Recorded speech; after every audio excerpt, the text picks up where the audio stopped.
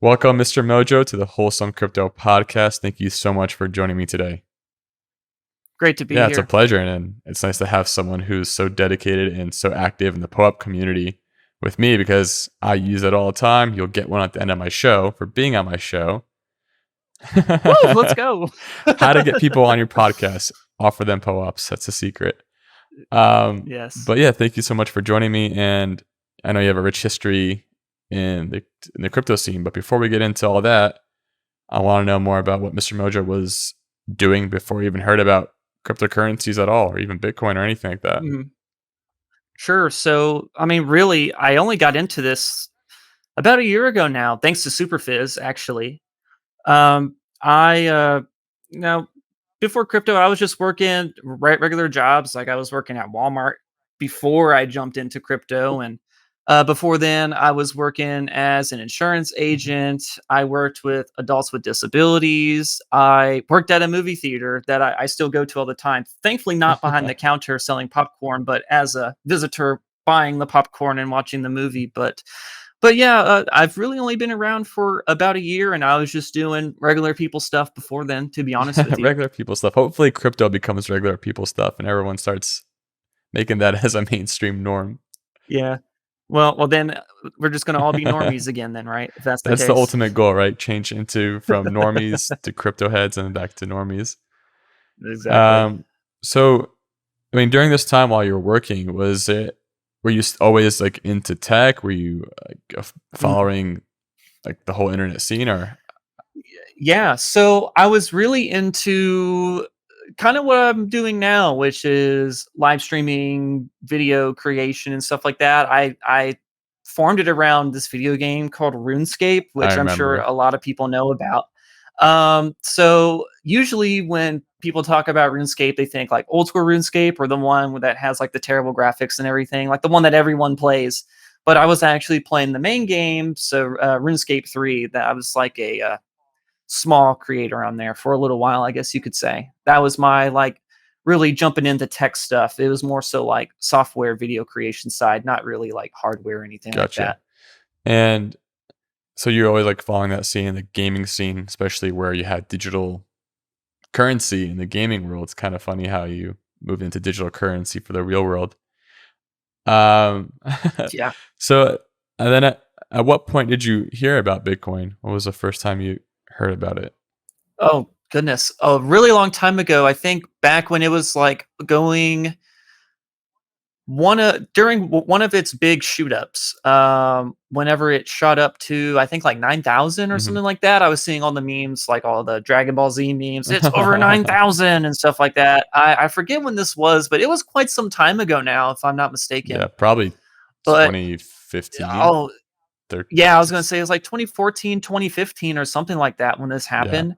And I was like, that's cool. Like I had no idea what it was, didn't care about getting into it or Wow. anything. It was just kind of one of those things that I know, tell Wow. me about it. It was just one of those things where I was like, that's cool. And I just let it be. And yeah, now I'm sitting here like, if only I would have gotten into crypto 7 years ago when I was really first learning about it. So that's Oh well. wild. So you saw Bitcoin, you heard of the memes, you're seeing a little bit of like internet culture making fun of it or just getting excited about it. Nothing at all Yeah. about it got you excited or triggered. No, no, because honestly, when especially back then, I was just more focused on being a Twitch Mhm. streamer and like going to my job to make sure I could like eat in the meantime and stuff like that. And I don't know, I was very spread thin between Yeah. those two kind of things. And so trying to venture off into something else like that, it really wasn't in the cards for me at the time. It wasn't really brought up. And the only time that it was even talked about was when it was like, lol, check out this funny meme, or like, oh, yep, Bitcoin went all the way up and now it's back all the way down. Haha, Yeah. suckers and stuff like that. So Wow. So then what was the pivoting moment for you to get into the crypto scene? to be honest with you, it was the whole GameStop thing. So you had saw these people who we all sort of know the story of the GameStop stock, where a bunch of people rallied together. They bought up a whole bunch of the stock to make a short squeeze, and it just went. Yep. And AMC went, and things like like BlackBerry and everything like that, like these meme stocks were all the rage. This is like right when COVID was Yeah. starting or around that time, if I'm not mistaken. And so this is also when like ETH and Bitcoin were really going into that huge run that we had saw during like DeFi summer Mhm. and stuff. Like it was around that time where I was like, okay, maybe I should pay attention to what this stuff is.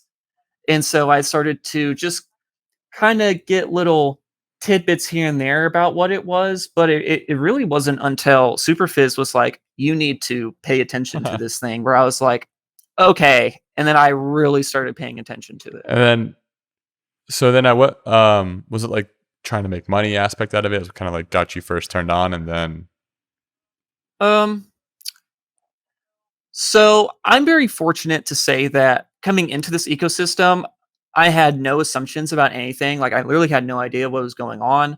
I was just sort of like interested in it because it was on like one of the big mover charts. And so of course it's like at the top of the list of big movers. So I'm just like always seeing it all the time.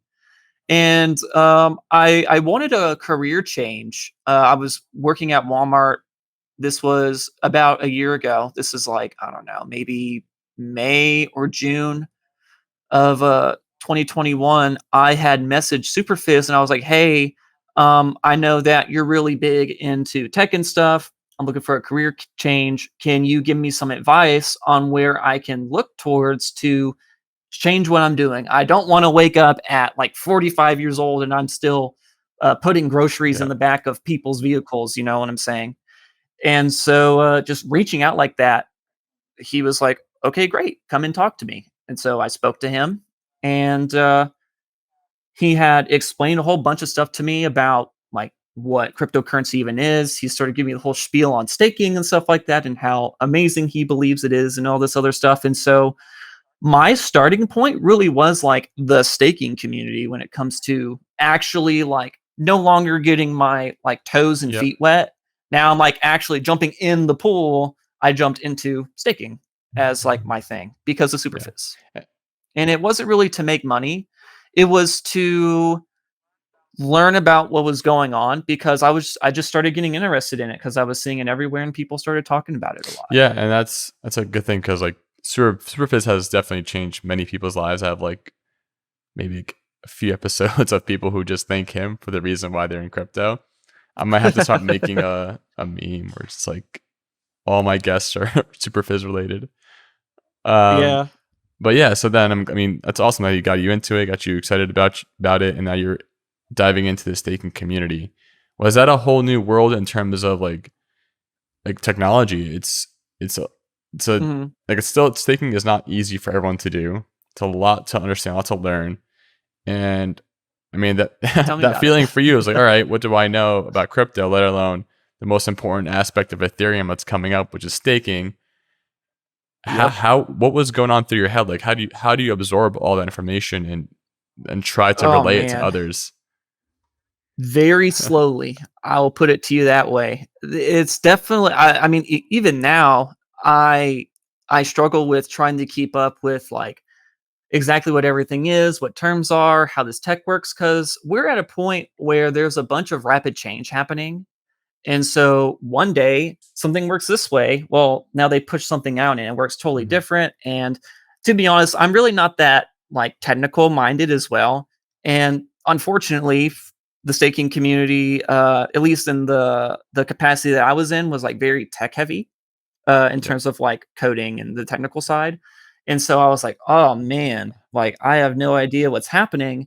And so to help myself out, I actually went to a technical college and got a certificate in data analytics Wow. just so that I could get a better understanding of like tech stuff or of like the coding aspect of things. But I'm telling you, man, while it did help me out in terms of like navigating through things, and it even helped me contribute to some staking resources in a few ways, it's just so much to like really dive in head first. Man, I felt like I was just like I don't know. I thought of it as like an elevator, Yeah. right?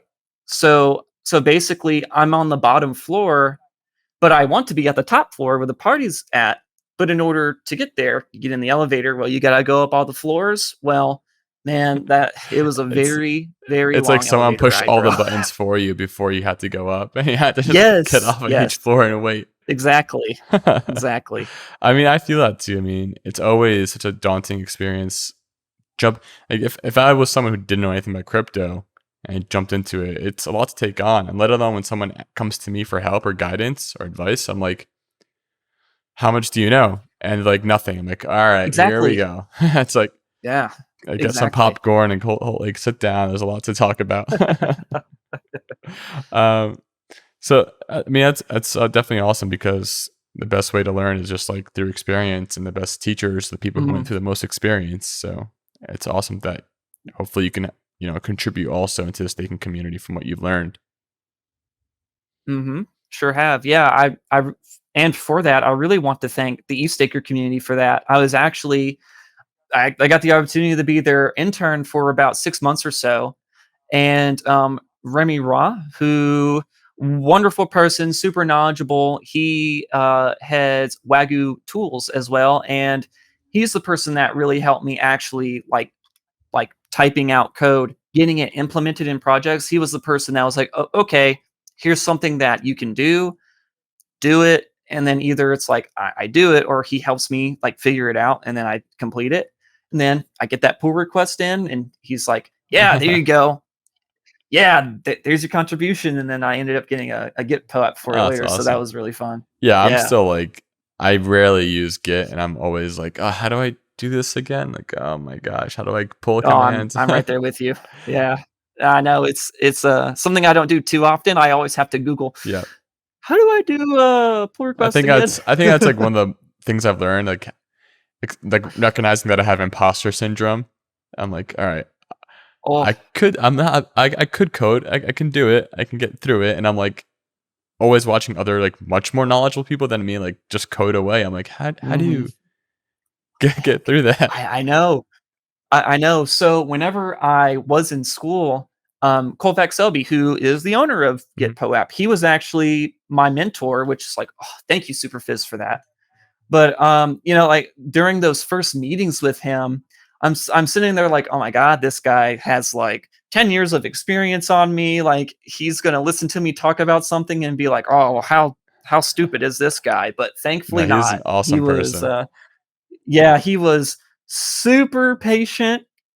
He showed me resources that helped me out tremendously. He was yeah, he was there for me more than just like, here's how you code something. Like I had my big capstone that I had to do, and he was like, "Hey man, you got this.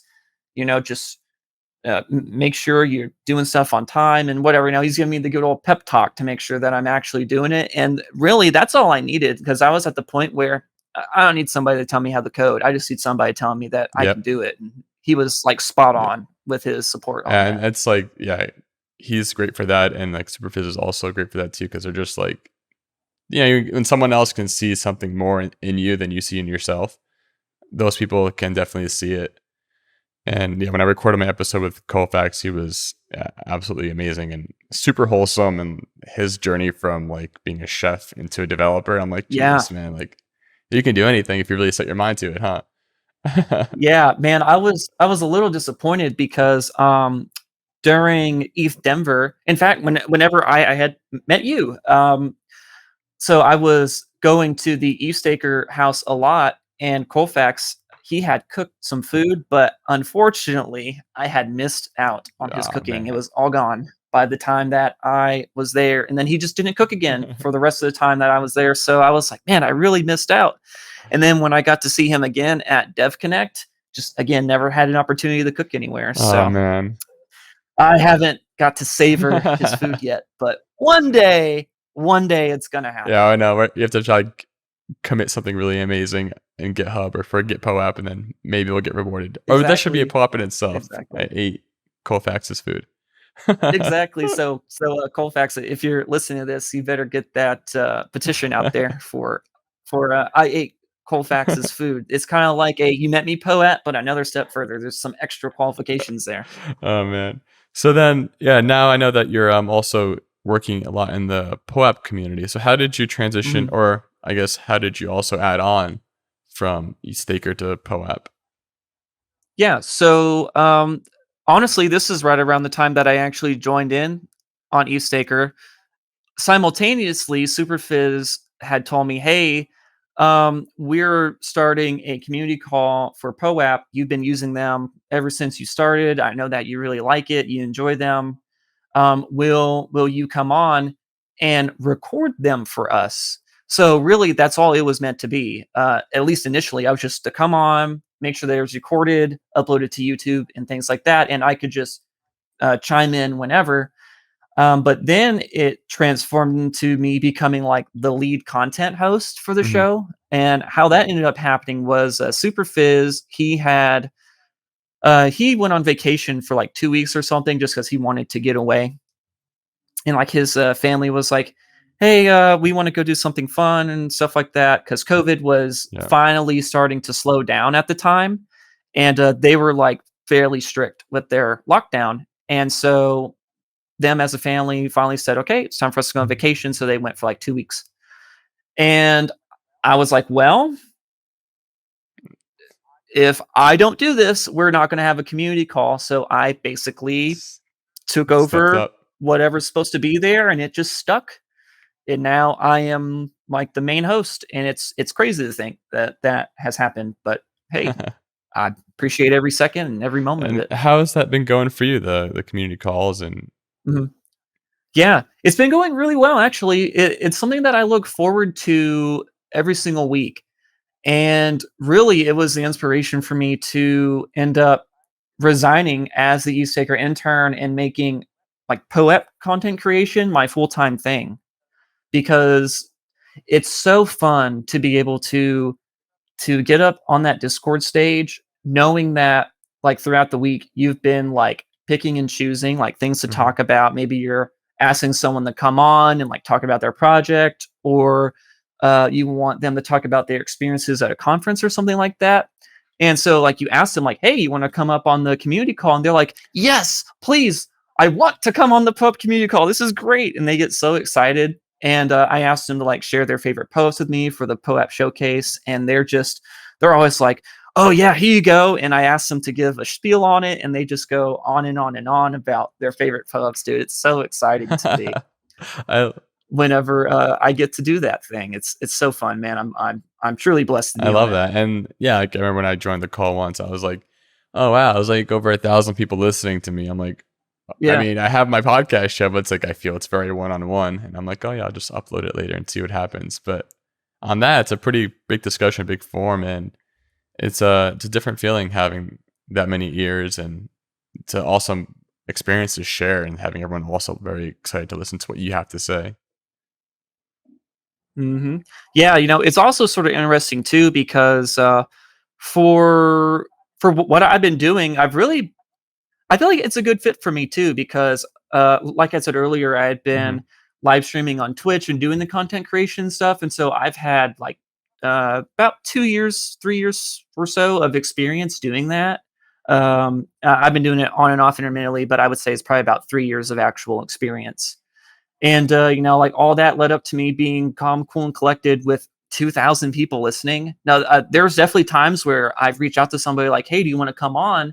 But they know that there's 2,000 concurrent listeners on there, and they're like, yeah, I'm very uncomfortable Yeah. going on there. I'm too nervous for that." And I'm like, "Dude, it's nothing. It's just a number on a screen." Sure, there are times where I have to really think about what I'm saying, because I'm like, "Okay, I don't wanna curse, or I don't wanna, say the wrong thing." That's actually kind of I don't wanna say like a fear that I have, but like an obligation that I have, where it's like, "Okay, anything I say, I want it to be as truthful and as Yep. accurate as possible."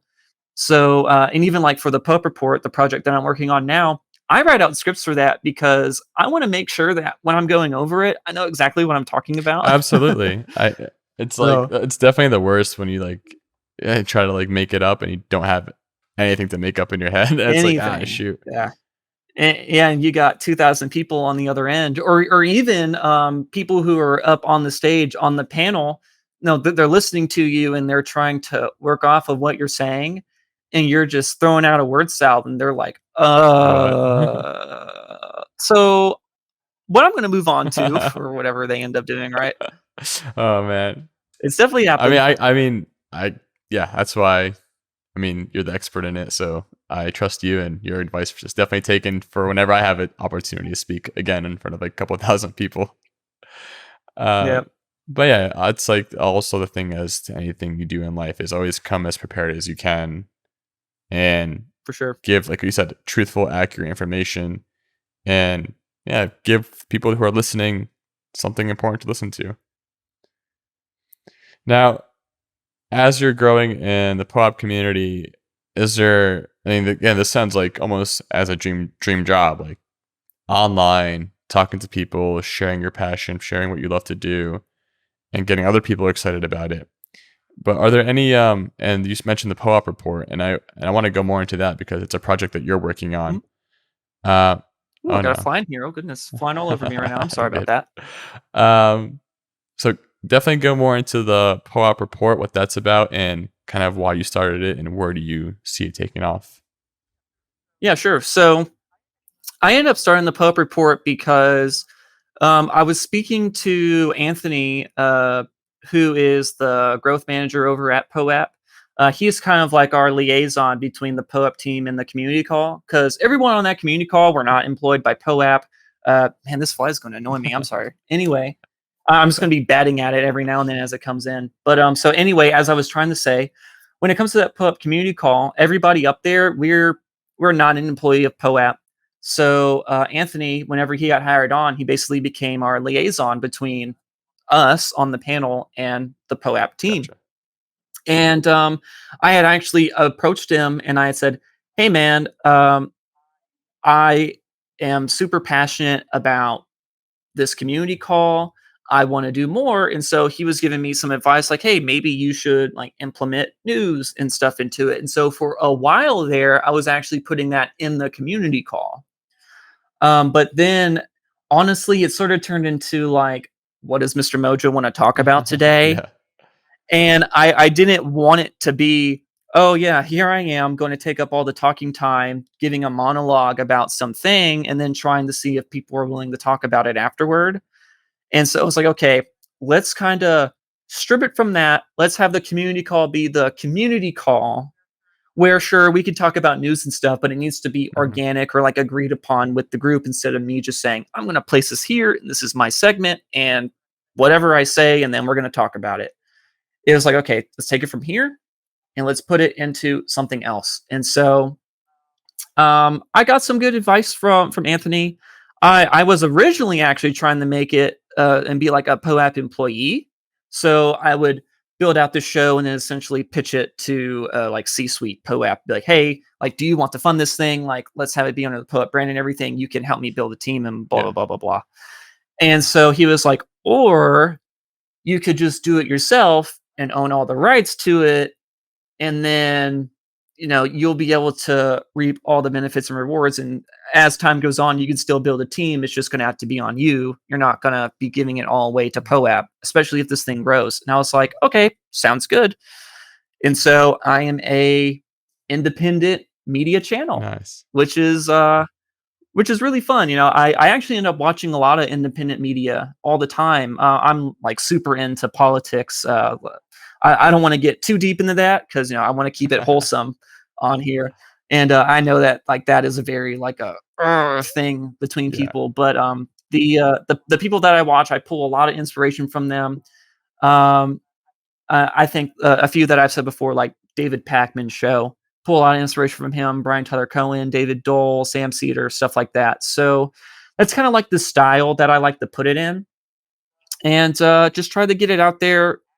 Accurate information, being informative, talking about what's going on in POAP because I do have connections there, and talking about what's going on with projects. Maybe having someone come on wanting to talk about what they're doing with their project, or maybe having someone from the community come on talking about what's Mhm. happening, or even just telling about certain POAP drops, what was going on with them. That's the kind of thing I've been doing so far. That's awesome. And like so it's always like enjoyed a lot, and I think the crypto, well, any community, but especially in crypto, is some type of curated form where they can just get what they need as fast as possible. Like there's a ton of like Mhm. documenting Bitcoin or documenting Ethereum or Crypto Gucci's Ethereum newsletter, Newsweek. People just want that concise information because sometimes they don't have time to go on the community calls to like you said, like get the latest and greatest. But that's a great way to do Right. it. And when did you start that? So I actually started this past month. The first episodes.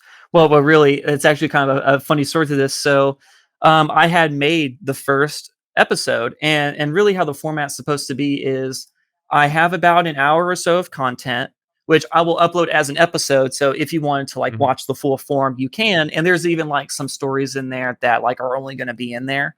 But I take the best bits and I sort of cut them up and I post them as standalone That's videos. awesome. So maybe hey, you Google something, you see like the news story, you watch the news story, and then maybe you're like, oh, like this is attached to a full show. Maybe I want to watch the whole thing, or the viewer can just get what they need. Um, and yeah, like I said, I've been doing it for about a month or so.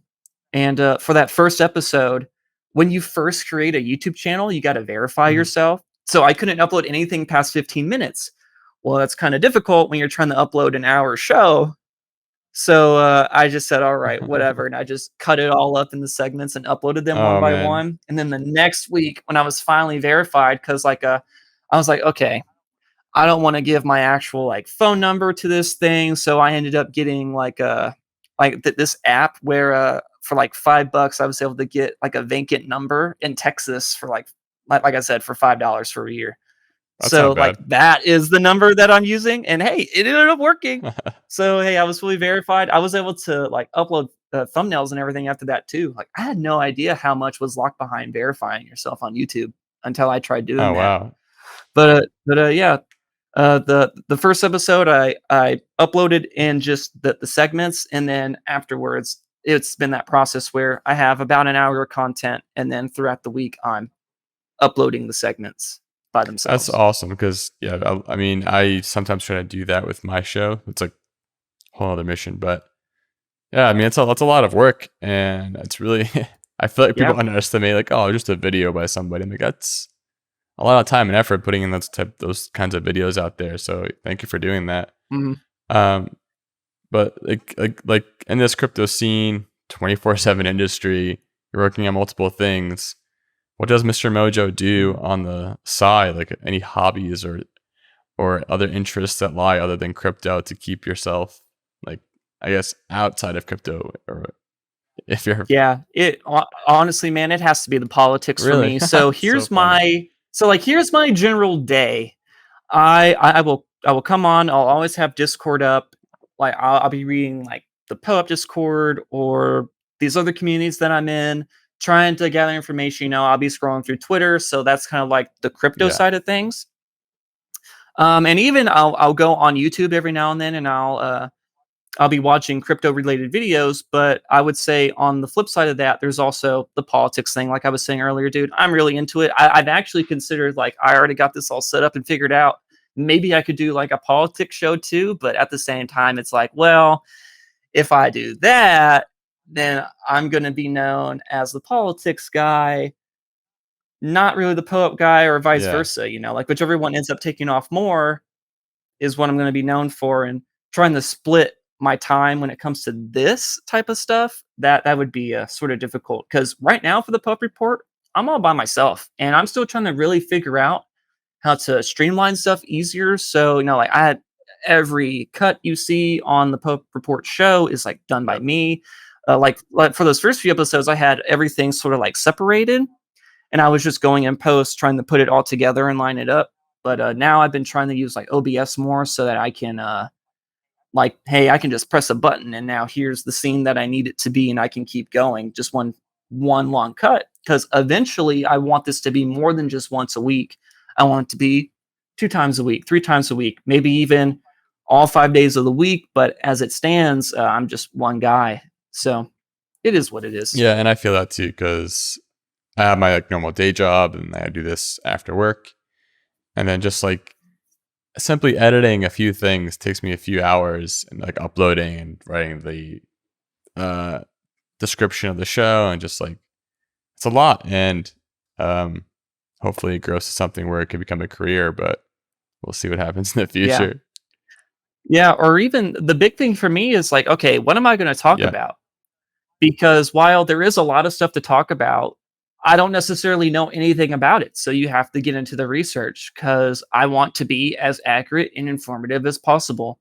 And and even I have this part of me that's like, okay, I want to have a small message in everything that I give as well. So like, sure, I might be talking about, for example, coming up on the Pope Report uh, today, whenever it gets released, I talk a little bit about how the WNBA, they actually gave out a POAP during the Commissioner's Cup. oh So for the wow, didn't longest know that. time, yeah, yeah, for the longest time, people have been talking about being able to give POAPs out during major sporting events. Well, here you go. WNBA did it using the flow code partnership that POAP just formed.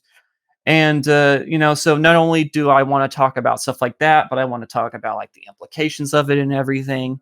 So I want it to be more than just here's thing, move on to other thing. I want it to be here's thing, this is why it's significant. Now let's move on to the next thing. Yep. Here's why it's significant. So, and yeah, like I was saying, I'm just one guy, and it takes some time to get it out. And every little thing that I'm trying to find to make the process faster, I'm trying to discover that. Good. And I think that's like a great thing about a community too, is like you will eventually have your community and people will eventually want to help out. Just like how you wanted to do the same thing for POAP itself, or the ETH Staker group. So, and then again, people like me also, I just sometimes like to contribute my own time as I can to whatever communities that I really in line with, just because I like them. And hopefully that happens for you too when you keep growing your POAP report. Yeah, I hope so. So, yeah, then it sounds like that's how you have your day wrapped up. But experiencing all this crypto industry, what is a crypto pet peeve that you have? It's I've too way too many. many. Way too many. Oh my goodness. Um, how about I keep one that's fairly relative? So, in the POAP community, and for everybody that issues POAPs, they're gonna know about it. The terminology has been changed. First it's been like farmers, but now I don't really like the term farmer because like a POAP farmer, uh, perhaps there's somebody that's like, yeah, they may be showing up to an event because of the poet, but like they're at least interacting and trying to be Yeah. part of it. I mean, hey, there's events that I go to where like I just kind of show up, just going to be honest. But the term that I really like is poet poacher because it more encapsulates what's really happening. So it's these people that try to find any way possible to get as many mint links from an event, and Wow. if there's any barrier in the way to preventing them from basically claiming the entire link list, they are going to scream and shout and let it all out. And they're going to use these weird phrases that are never used in Western culture, like, oh, shame on your family. And I think one that Patricio, one that I thought was super hilarious, he had talked about how this person, like, they didn't get a POAP for some event. And like, he had said that this person to Patricio had said, "Sir, if you are calling me a liar, then there is no honest man in the world." And it's like, who Oh says man. that? Who says stuff like That's a that? pretty good Like, line, but also like, what? Like, whoa. But yeah, the whole like, oh, I'm expecting good things from you. Like, dude, I'm sorry. It's like a week later. This event happened forever ago, and you're just now asking for it. Like, come on, yeah. man. Or even the people who you have these things in place where it's more likely that it's going to be one person, one POAP, and maybe you can game it, but it's going to take a lot of effort on the poacher side in order to game it. And their old tricks are no longer working, and now here they are in the chat. Oh, this is a bad POAP because of blah blah blah blah blah. And you're like, well, you're just outing yourself that you're trying to get more than one because, dude, this exact thing was to prevent I you, don't. and It's here you are it's screaming so it wild to that me. Like you know. POAPs are distributed right now for free. Like doesn't cost anything. You're Yeah. not making money off having this POAP, but it's just like it just goes to show you how intense gamifying can change someone's mind and wanting something so bad just because someone else has it and you don't. It's just like I have a few Yeah. POAPs, but like it's if I don't get one, I'm not gonna like I went to East Denver and I've missed plenty of POAPs, but just like I'm Same. not gonna be upset with the community. It's You kind of know, like it's a fun game. It's not supposed to be a true competitive money making machine. yeah. Well, when you really dive into it, you have a fairly large subgroup of people who are using NFTs as a way for them to make Mm, money. Like that is their income. Maybe they lived in an impoverished area. And so them being able to get an NFT and flip it for even just $1 is a lot to them. And so you have this situation where you have this subset of people who are using this as their livelihood. And like the whole ethos around it is like, hey, these are memories. Like you're not, I mean, sure, you're able to sell them because there's nothing preventing you. They're just a standard ERC 721 mhm. token. And but you're able to take them, you're able to sell them on a secondary market, but there's no system in place to allow the issuers to get any kind of royalties for that, for the pull-up artists to get any kind of royalties for that. So it is a situation where you got people, they're pouring resources into this asset. So you have that being whether like monetary, like for example, you go onto a POAPathon and you spend $100 for somebody to make your POAP art. Well, now this event organizer, they spend $100 for the POAP art, and then they give out their POAP. Maybe they give out 100 of them. Well, there's going to be some people who they're going to cyber attack that, and they're going to end up getting like 20 of them to themselves. They turn around and they're able to sell them for $5 each. Well, I just gave that person $100 for nothing, Yep. right? And it really is turning into the dynamic shifting where issuers are getting smarter.